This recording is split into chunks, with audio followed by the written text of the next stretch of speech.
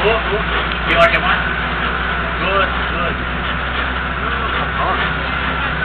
We do not allow tourists to enter there because a little earthquake and will fall. Ah.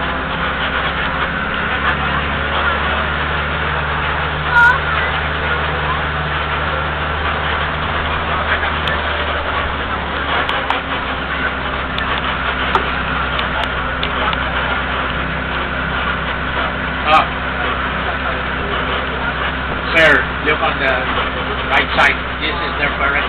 Ayan, that helipad there, Clinton landed here by helicopter when he arrived here from the United States. Clinton was still the president of the United States when he came here. Grabe, it was closed for his party. Wow, wow. Like Clinton would be sitting here and the rest are, he did not like it. Now, ladies and gentlemen, sandali lang, may hawak akong kopya, ibababa ko.